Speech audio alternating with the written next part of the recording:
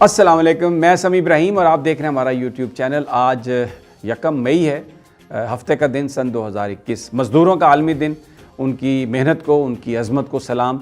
जब जो कुछ भी इस सोसाइटी में हम देखते हैं, जो डेवलपमेंट है, इंडस्ट्रियल डेवलपमेंट है, उसमें जो मज़दूर है, जो काम करने वाला है, उसका एक बड़ा हिस्सा है। अगरचे उसको उसकी उजरत सही नहीं मिलती, लेकिन हिस्सा उसी का है। हम दिन मनाते हैं हर उस चीज़ का जिसमें जिस तबके को ना देना हो कुछ, उसका दिन मना के बस उसको ज़रा खुश करने की कोशिश करते हैं। अमली तौर पर मज़दूर की जो ज़िंदगी है वो एक दिन में बदल सकती है अगर ये सरमायादार सारे जो मुनाफा है उसमें से जायज़ हिस्सा अपने मज़दूरों को दे दें, लेकिन वो ऐसा नहीं करते। बहरहाल ये तो आज के दिन के मुनासबत से बात थी, लेकिन एक बहुत ही सीरियस इशू ग्रो कर रहा है। उसने पाकिस्तान को अपनी गिरफ्त में ले लिया और जो पाकिस्तान की हुकूमत है इमरान खान साहब की, इस वक्त जो सिचुएशन बन रही है उसमें बहुत सारे लोग, मैंने अपने पिछले वीलॉग में भी कहा था, ये प्रेडिक्ट कर रहे हैं कि हो सकता है कि अगले 1-2 महीनों में ही मुल्क में आम इंतखाबात हो जाएं। बड़ा ही ये संगीन मामला है। जो नामूस रिसालत के हवाले से लब्बैक ने जो एहतजाज किया, उसके बाद से जो बैरूनी दुनिया है, जो मगरबी दुनिया है, उन्होंने पाकिस्तान पर दबाव डालना शुरू कर दिया कि नामूस रिसालत के हवाले से जो बिल है उसको भी आप तब्दील करें। बड़ी ये ख़तरनाक सिचुएशन है।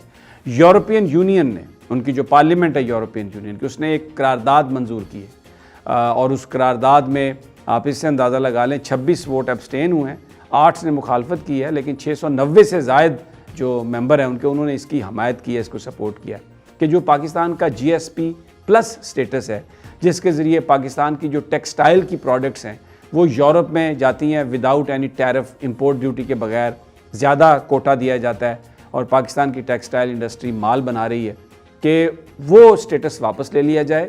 क्यों वापस ले लिया जाए? इसलिए कि वहाँ पर पाकिस्तान में ह्यूमन राइट्स की खिलाफ वर्जी हो रही है, सहाफ़ियों को दबाने की कोशिश की जा रही है और इसके अलावा वहाँ पर जो तौहीन रिसालत का जो कानून है उसको दोबारा देखने की ज़रूरत है, उसको रिव्यू करने की ज़रूरत है।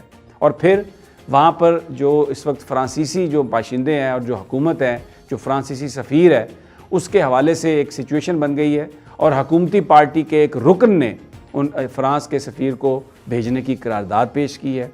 और इसके अलावा 2 जो क्रिश्चियंस हैं उनके मुकदमात का जिक्र किया गया कि उनके जो मुकदमे हैं वो गैर कानूनी और नाजायज़ तौर पर उन्हें तौहीन रिसालत में, ब्लास्फेमी में उन्हें पकड़ा गया और वो अपनी सज़ाए मौत का इंतज़ार कर रहे हैं। सुप्रीम कोर्ट में केस है।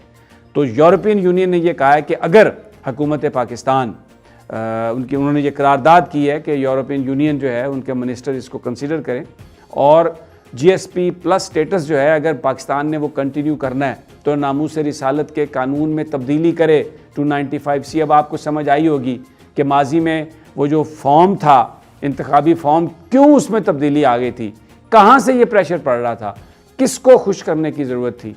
तो ये अब बिल्कुल खुलकर उन्होंने ये बात कर दी है और अब ये नॉन बाइंडिंग रेजोल्यूशन है वैसे, लेकिन यूरोपियन यूनियन के जो मिनिस्टर्स हैं, उनकी जो हुकूमतें हैं वो इस पर कंसिडर करेंगी और प्रेशर है पाकिस्तान पर कि नामूस रिसालत का जो बिल है 295C, उसको भी वो उन्होंने रिलेट किया कि रिव्यू करें, उसको उस पर दोबारा गौर करें। यानी ये मगरब हमें दबा रहा है, डंडा दे रहा है कि जनाब ये करें वगरना हम आपकी रोटी बंद कर देंगे। और अल्लाह के बंदो, रिस्क देने वाला तो मेरा अल्लाह है, आप रोटी बंद नहीं कर सकते। और ये वही यूरोप है जिसमें मुसलमान हुक्मरानी करते रहे कई 100 साल। तो लेकिन ये सिचुएशन जो है वो पैदा हो गई है। दूसरी तरफ मैं इस पर पूरी तफसील से आपसे बात करूंगा, लेकिन दूसरी तरफ मैं आपको ये बता दूं, एक और भी काम हुआ है कि लब्बैक के हवाले से बड़ी क्लियर बात मैंने आपको बताई थी कि यहाँ पर एक हाई प्रोफाइल ब्रीफिंग में भी कहा गया कि उनको कौमी धारे में आना चाहिए और जो इब्तदाई रिपोर्ट्स हैं उसमें लब्बैक के पास कोई असला नहीं है, उनके कोई जत्थे नहीं हैं उनके पास, और उन्होंने कहीं पर भी तशद्दुद से आके जो दूसरी कालादम तंजीमें हैं उनकी तरह कार्रवाई डालने की कोशिश नहीं की। और इस बात के भी शवाहिद मौजूद हैं कि जो असाद रिजवी साहब की गिरफ़्तारी के बाद जो मामलात ख़राब हुए उसमें कोई इस तरह की हदायत नहीं थी तहरीक लब्बैक की तरफ से कि कोई कारकुनान जो हैं वो इस तरह का काम करें जिसमें पुरतशद्दुद कार्रवाइयाँ शामिल थी। ये स्पॉन्टेनियस था और इसमें बहुत सारे दूसरे ग्रुप्स भी इसमें इन्वॉल्व थे। लेकिन और ये उसको कौमी धारे में लाने की बात थी, वजारत दाखिला ने कमेटी भी बना दी और इंदिया दिया था कि शायद ये कालदम तंजीम जो इनको बनाया गया वो स्टेटस इनका वापस हो जाए। अब मैं आपको ये खबर बता रहा हूँ, मुझे इंतहाई ज़िम्मेदार ज़राए ने यह बताया कि वज़ीर-ए-आज़म साहब को इस बात पर कन्विंस कर लिया गया कि लब्बैक के बारे में जो काबीना का एक्शन है उसकी जो दरख्वास्त है उसको वापस लेने की वजारत दाखिला कमेटी तो बन गई है, लेकिन ये उसको रिजेक्ट करेंगे क्योंकि जो प्रेशर पड़ गया है अब यूरोपियन यूनियन का और नई सिचुएशन बन गई है। और इसके साथ साथ जो चनियोट की जो पॉपुलेशन है और जो आजकल लंदन में और अमेरिका में जिनके हेडक्वार्टर्स हैं और जिनके यहाँ पाकिस्तान में बहुत अहम ओहदों पर लोग उनके फायज़ हैं, उन्होंने अपना काम शुरू कर दिया। और वज़ीर-ए-आज़म साहब को मैं किसी का नाम इसलिए नहीं लूँगा कि ये बड़ा सेंसिटिव मामला है। लोगों को पता है जो मैं बात कर रहा हूँ। अगर आप मेरी बात पर यकीन नहीं करते तो जाएं इस्लामाबाद हाई कोर्ट में जस्टिस शौकत सिद्दीकी के फ़ैसले हैं, उसमें सब चीज़ लिखी हुई है, आप निकालें और देख लें कि ये किस तरह से ये लोग जो हैं ये अपने आप को इन्होंने मुसलमान डिक्लेयर किया हुआ है अहमदियों ने, और ये बैठकर इस तरह की साजिशें कर रहे हैं और बड़े क्लोज़ हैं ये इधर यही हैं जिन्होंने, अगर आपको याद होगा कि शुरू में जो बहुत सारी जो एक इक्तिसादी अमूर के माहिर भी आए थे जिनको रखा जाना था, लेकिन पता चला कि उनका ताल्लुक़ अहमदी ग्रुप से है, तो फिर उसके बाद एहतजाज किया गया और आतिफ़ थे शायद उनका नाम, मियाँ आतिफ़ मियाँ या क्या नाम था, उनको फिर वापस भेजा गया। ये मैंने आपको इसलिए बताया कि ये हकीकत है। उन्होंने वज़ीर-ए-आज़म साहब को ये समझाने की कोशिश की है कि जनाब ये पाकिस्तान को तबाह कर देगा, ये काम पाकिस्तान को आइसोलेट कर देगा। और यहाँ पाकिस्तान में इतने लिबरल्स मौजूद हैं, आज टीवी पे कल आप देख लीजिएगा, वो ये आपको सोशल मीडिया पे ये नज़र आ जाएगा, ले जी तालिबान बनाए थे तो ये हुआ, वो बनाया था तो ये हुआ, अब ये बनाया तो अब ये होने वाला है। ये एक इल्ज़ाम लगाते हैं। नामूस रिसालत मेरे आका मोहम्मद सल्लल्लाहु अलैहि वसल्लम से मोहब्बत हर पाकिस्तानी करता है और ये तो बेवकूफ़ हैं, अकल के अंधे हैं। अगर ये मैंने पहले भी कहा था कि नामूस रिसालत पर अगर किसी ने कंप्रोमाइज़ किया तो ये बात याद रखें कि नामूस की हिफाजत का ज़िम्मा तो मेरे मौला ने लिया हुआ है, लेकिन हम बर्बाद हो जाएंगे इसलिए कि ये हमने मुल्क इस्लाम के नाम पे हासिल किया, हम मुसलमान हैं, अगर अपने अकीदे से मुनाफकत करेंगे तो बर्बाद हो जाएंगे। आप देखें, सिर्फ अभी सफ़ीर के लिए करारदाद पेश नहीं हुई और वो पूरा यूरोप इकट्ठा हो गया और उन्होंने आके ये कहा है कि हम आपका ये स्टेटस भी बंद कर देंगे, ये भी बंद कर देंगे, ये भी बंद कर देंगे। उनको अपने सफ़ीर के नाम की, उसकी इज़्ज़त की, उसके स्टेटस की इतनी फ़िक्र है। और हम 22 करोड़ मुसलमान हैं पाकिस्तान के, सिर्फ 1.5 अरब मुसलमान दुनिया में हैं और हमारे आका के बारे में इस तरह की बातें हो रही हैं, लेकिन हम बिल्कुल हम समझ रहे हैं कि नहीं हमें ये बात नहीं करनी चाहिए। कोई कहता है कि देखें वो जो हंगामा हुआ, जो वायलेंस हुआ, जब लड़ाई होती है तो उसमें पहला थप्पड़ किसने मारा ये देखा जाता है और वो गलत हुआ, वो तशद्दुद नहीं होना चाहिए था। लेकिन आप ये कह रहे हैं कि जी ये आका को मानने वाले तशद्दुद कर रहे हैं तो ये आका का कोई दर्स था। भाई आका का ये दर्स नहीं था, लेकिन जिन लोगों ने अहद पूरा नहीं किया, जिस हुकूमत ने अहद किया, वादा किया, 3 दफ़ा टाइम लिया, टीवी पे आके बोला, बजाय वादा पूरा करने के आपने कायद को पकड़ लिया, लोगों को पकड़ लिया, लोगों को सीधी गोलियां मारी, तो वो एहतजाज नहीं करेंगे तो क्या होगा? उसमें एक्सेसेस हुई, बुरे हुए काम उसमें, लेकिन हुकूमत उसकी रिस्पॉन्सिबल है ज़्यादा।